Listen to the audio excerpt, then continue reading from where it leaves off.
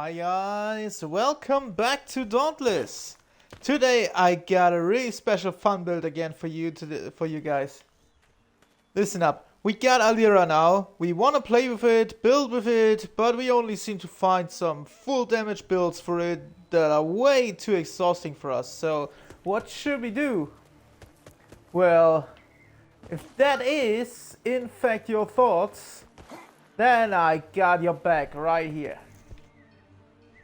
The lazy Alyra bomber. With this build we're making passive damage doing the work for us. Placing AoE DOT areas means area of effect and damage over time.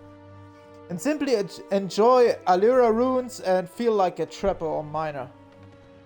Now this build fully supports our lantern, however nothing stops us from fighting actively also.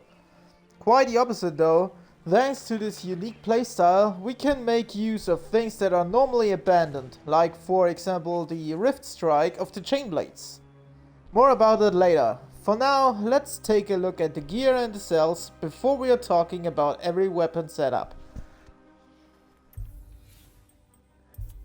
So, the gear is very simple.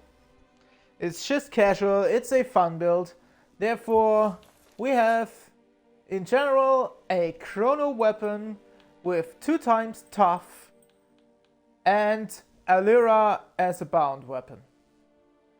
That's everything you need to know about the weapons. Chrono, 2x tough, Alyra in. Everything specific comes later. Now for the Omnicell we take Iceborne, and for the Lantern we take Pangar with Catalyst. Now I tried Ember Main Lantern and Broadside Lantern, but I don't seem to do enough damage. They do fire faster, but that's not enough. Especially not the Ember Main one. These 4 seconds, in addition to the small radius of the explosion, really doesn't benefit the build at all. So therefore I decided that Pangar really is the best choice for this build. Because you have a wide radius, you have the highest amount of damage, you do in fact need the longest amount of time to deliver that damage, but that doesn't matter because you can instantly spam one Pangar Lantern after another. So therefore you are bombing constant passive damage out. Alright? So for the helmet I chose Thrax with Zeal. Thrax because of the shadow resistance, because you know bullshit shroud exists. Also we have the Thrax armor with cunning. This is the least amount of crit that I would put into. Normally you would want to reach higher amounts of crit chance, but I can't play without crit chance. It's just my addiction, it's my personal preference. If you want to play around with the build, this would probably be the first thing that you change. Because 10% really isn't that much, but consider that the Alyra rune also is able to crit. Okay, so keep that in mind. Also, this is the second portion of shadow resistance. Next thing, this is unusual, we have Nysaga's gloves. The shocking grip. With Zeal again, so we have 6 Zeal with that. And last but not least, we have Cherok's boots, the volcanic boots, with Tenacious. This gives us a summit of 6 etheric attunement, which decreases our lantern cooldown. We have 6 Zeal, which increases our lantern damage.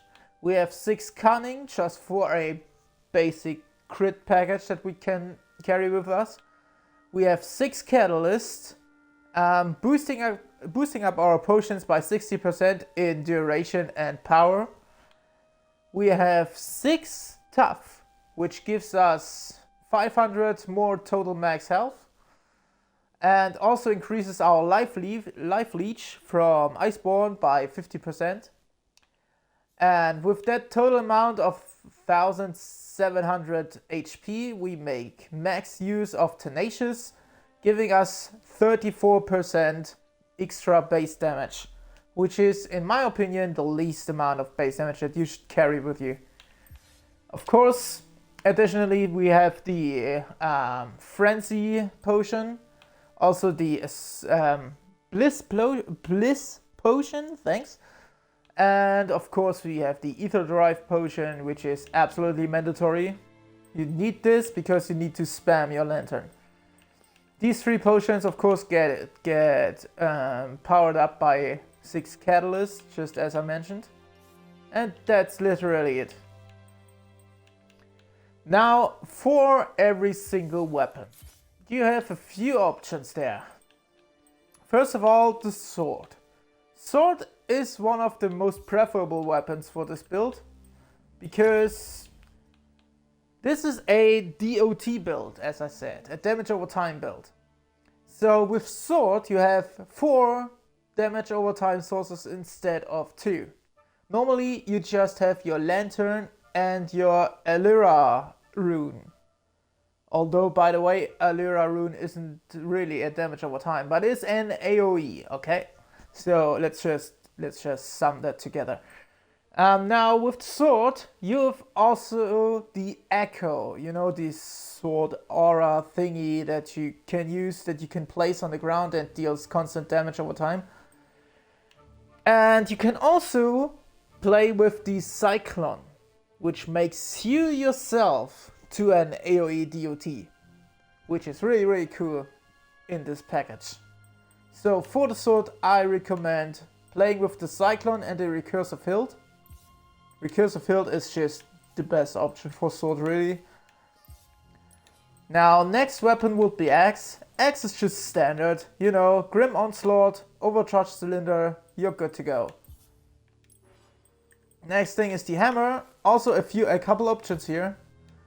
If you are able to interrupt with the Mighty Landbreaker, you should do so. If you can handle it, take this one. I, however, cannot handle it. My console just doesn't want to process it. I don't know. I can press the button 2 times in a row as fast as I want. It never shuts. It always just places 2 buffs. That's everything. And I am doing nothing wrong, okay?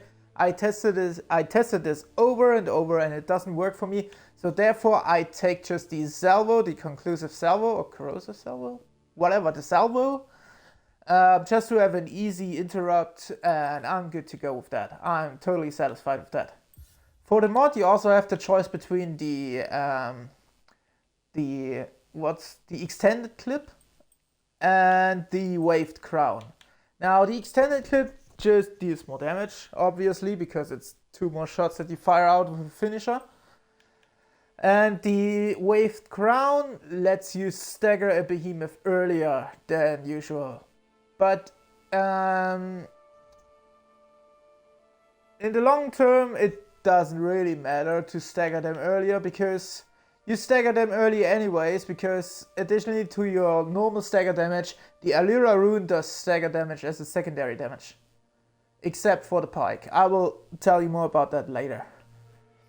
So therefore I take the extended clip just because damage rules. You know, you need some damage though. Alright, next one. The second most interesting thing are the chain blades. Because with the chain blades, you can do 2 things. You can either do the Reaper stance, just like you would normally do on chain blades, and play that with hurricane blades or the lightweight chain. But just think about it. 50% of the time, your Reaper stance just lands in the air anyways. And you are outsourcing your main damage. So why not taking Rift Strike? Giving you more mobility, better positioning, more abilities to dodge even without endurance. Combining that with momentum blades to give you 8 uses for the cost of 4. Which gives you a really good ace, you know? An ace in the back. I don't know the English phrase for it. You know, you have some backup plan. So I like to use this combo on the chain blades because it is really usable with this build. Like I said, we are outsourcing our damage, so we don't really need to care. Alright, so next one is the pike. Pike is the same story. You have two options here. You can either take the Reckless Leap. Reckless Leap, if you want, in that case I would suggest to take the Munitions Amplifier to max out the damage of the leap. But to be honest, I prefer with this build the Savage Wellspring. Because as I mentioned, we just have the minimum amount of crit chance with us. So why not supporting that? Extra 30% crit chance is absolutely bonkers. And it helps us out so much. Considering we're taking the Munitions Amplifier, we are actually powering that up by another 25%, giving us around about 38%. Now, maybe you say, I am totally satisfied with 40% crit chance. I have more issues with endurance on the pike. That's also okay. In that case, you just take the lightweight shaft and spare the cost of endurance for running by just running with the assault, the pike assault.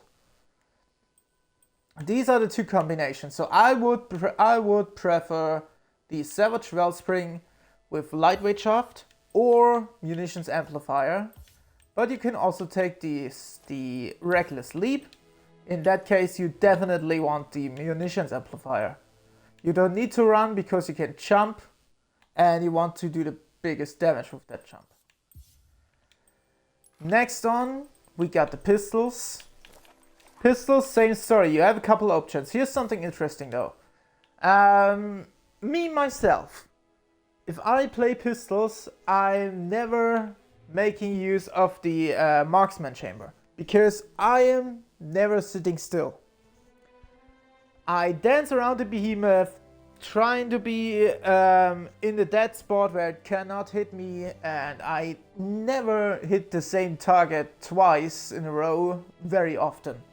So therefore, when I play solo, I prefer the salvo chamber because it just delivers more damage the way I play pistols. However, in a group play, where your team is knowing what it's doing, you can still take the marksman chamber, even with my playstyle, place just a weak spot on the behemoth, just do your thing, circle around the behemoth, and your team can still make use of that weak spot. So for solo game, I suggest the salvo chamber, but for team game, you can try the marksman chamber with ease. Grip is clear, it's the captain's grip, just 15% more attack speed. It's just unbeaten. It's standard that you take those. And for the modification, you take the Lucky Magazine, just for the same reason why you will take Savage Wellspring. You just want to increase that crit chance. That's it for the pistols. Now last but not least, we have the Strikers. Strikers is like Axe. You have the standard stuff, Titan's Crash and Cyclonic Strike Blade. It's just as easy as it is. Now, let me show you what this build can do in a few fights, alright? Let me take my chrono weapon, put 2 times the tough cell in it. In this case, I will take the chain blades, so I'll take the Rift Strike with momentum blades. And I will go on a few hunts. Before I start though, one last thing you need to know about the Alyra modus. You see in the top left corner in my buff, where my buffs are shown, that you have 2 symbols. This black one with that mask, that belongs to Iceborne. I don't know what it says, but it belongs to Iceborne. That's everything I need to know. And the other one, this wolf-like head, or Alyra-like head, to be honest. I always say it's a wolf-like head because it just looks like it. Now, if I jump, this symbol changes to a shield with that same head on it. This is the wrong modus. Okay, this is the wrong mode. You don't want the defensive rune. You want the offensive rune. Because the defensive rune just really does nothing for you. Therefore, always, before you enter a fight, make sure that you have the right mode active. And always spam your lantern or place your lantern as close as possible to the behemoth. So that you place the mine right below the behemoth so that it instantly explodes. That's really everything you need to know.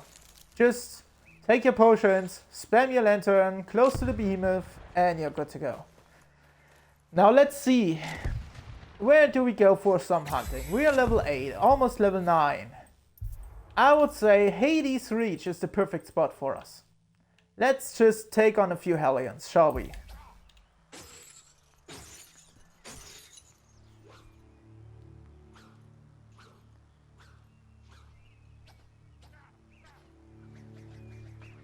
Loading screen does whatever a loading screen does.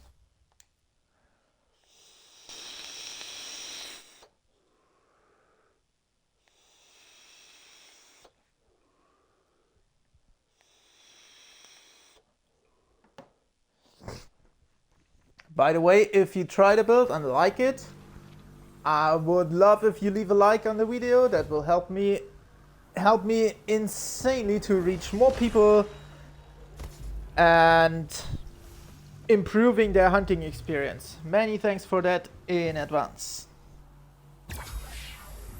Oh, and one thing more to mention though. While this build is obviously a meme build, it still can master the hard endgame content. That means Trial, Blazeworks, and even Heroic Escalation, with few to no problems. You can check that out in the full gameplay video linked in the description, so check that out. Alright, let's get to it. We got a Hellion right there. Level 16, 8 levels above us, no problem at all. If it gets close, we can just place our lanterns and keep our safe distance. But of course that's not what we are here for. We are here for blood. We are here for fire. We are here for a Hellion. So first things first, take potions. And then just start right off.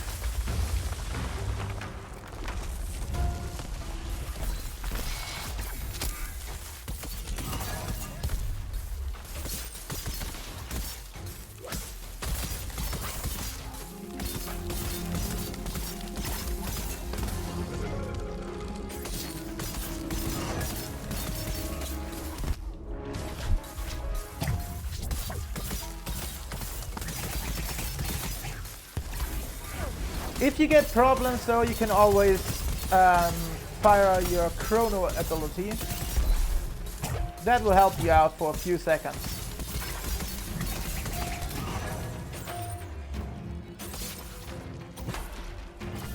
Yes, thank you game. This game though, this game. I love it, I love it.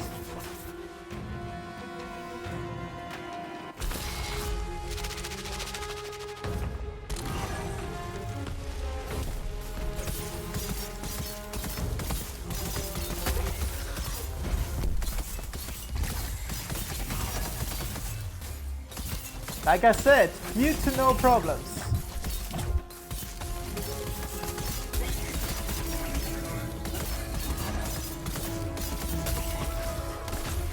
I got the wrong rune active. You can also differ that by the color. The defensive rune is colored blue, while the offensive rune, as you have seen, is clearly red.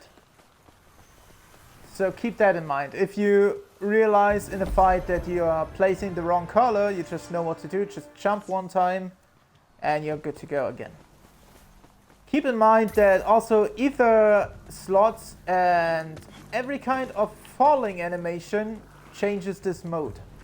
So for example, if I fall down here without jumping, I still change my mode. Alright, so let's take on the big one, right? 9 level above us, same element as our weapons. Let's see how we are doing.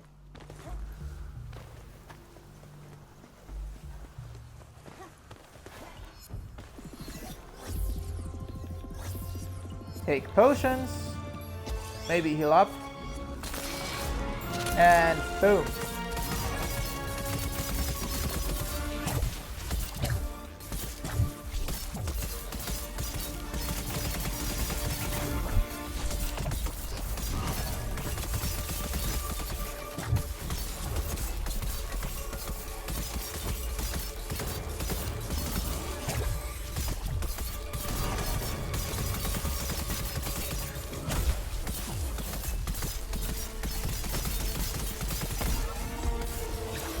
And there goes the first stagger.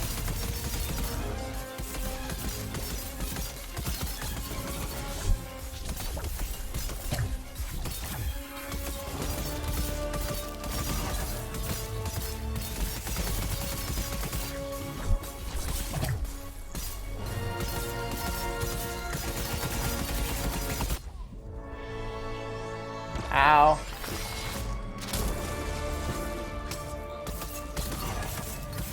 Yeah, that's what you get.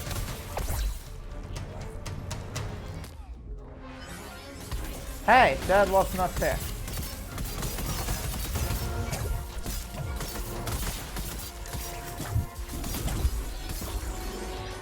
As you have seen, I avoided the rage explosion with the Rift Strike. But I am too weak to interrupt him. That's insane though. What's going on?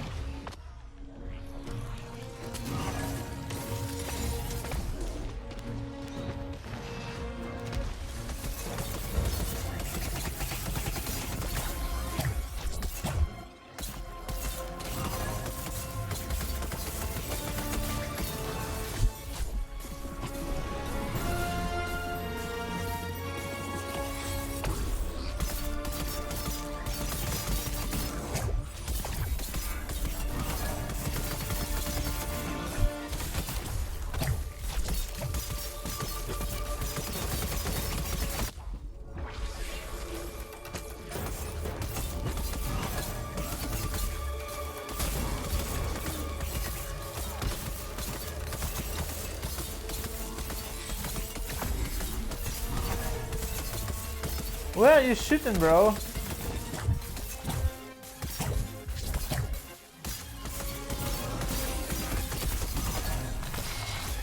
Now that was messy.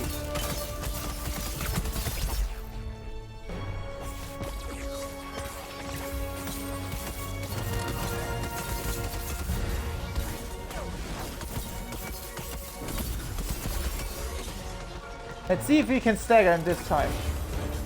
Yeah, we killed him. Okay. That's good for me though. So, as you have seen... Oh, come on. Let's do one normal fight. One additional normal fight. We take this level 15 Hellion over there. 6 level above us shouldn't be the slightest problem.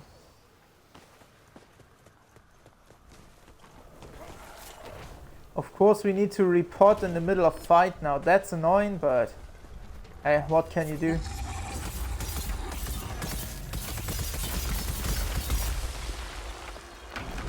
Lure him into the mine.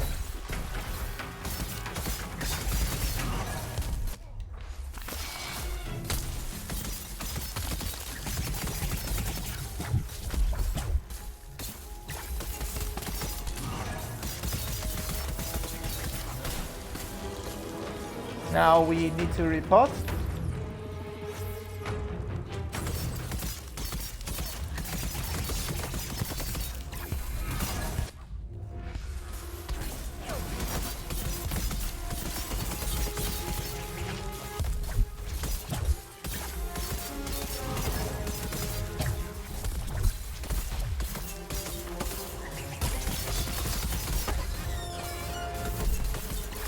Oh, poor baby. Look at him.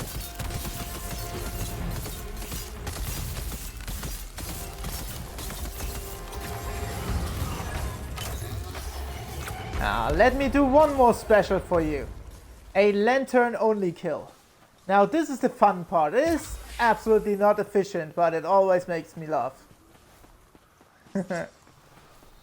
Let's get this Karabak over there and just use our lantern.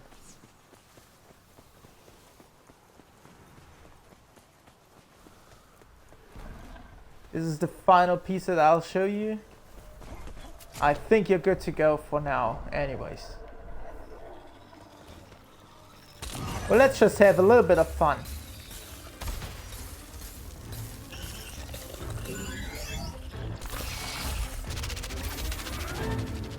Thank you, game, for not reacting.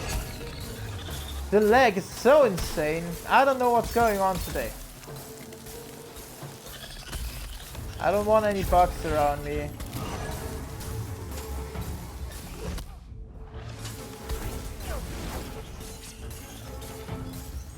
I said no bugs, please. Thank you.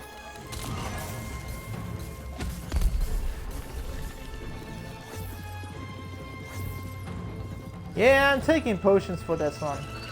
The other potions ran out, so why not? Why not repotting?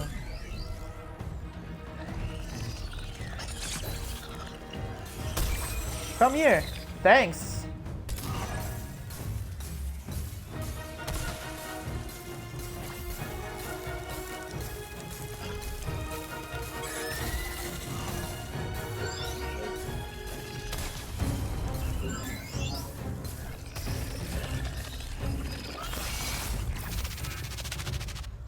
Again, it just doesn't fire the Iceborne lens fluently. I don't know what's going on. Ow.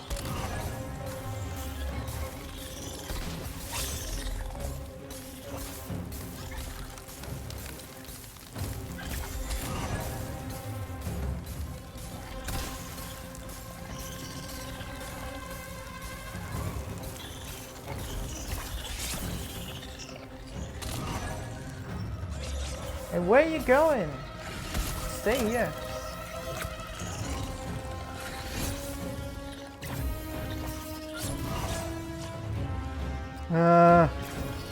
Stay here. Bang. Yeah, that's what you get. This is so stupid. And there he goes.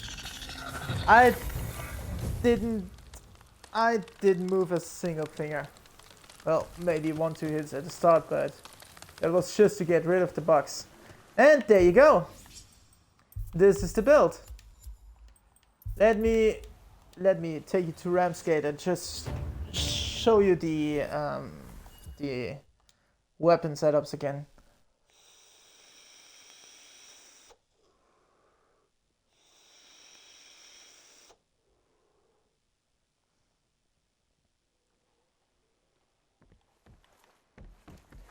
So here we are.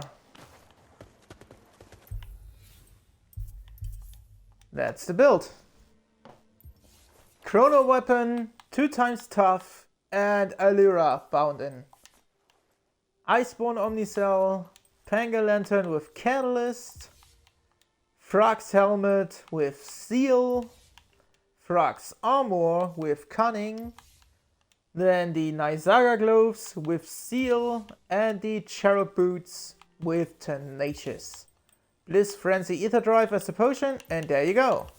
For the sword, I recommend taking the Cyclone with Recursive Hilt.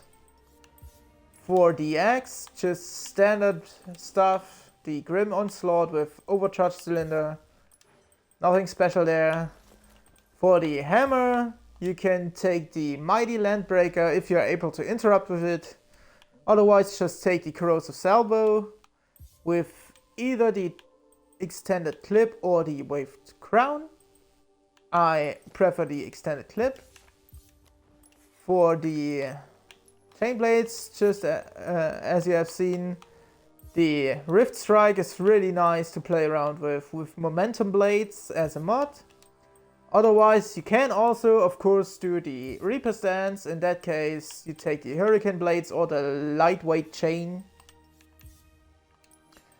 For the pike, you take the Reckless Leap with Munitions Amplifier, or, which is preferred, the Savage Wellspring with either Munitions Amplifier or the Lightweight Shaft if you want to run without wasting endurance. The pistols, really easy. Also the salvo chamber for solo play, the marksman chamber for group play, captain's grip and lucky magazine. And last but not least, the strikers with the Titan's Crash and the Cyclonic Strike Blade. That's everything you need to know. Have fun with the build, and I hope you like it, and I'll see you in the next video. Bye!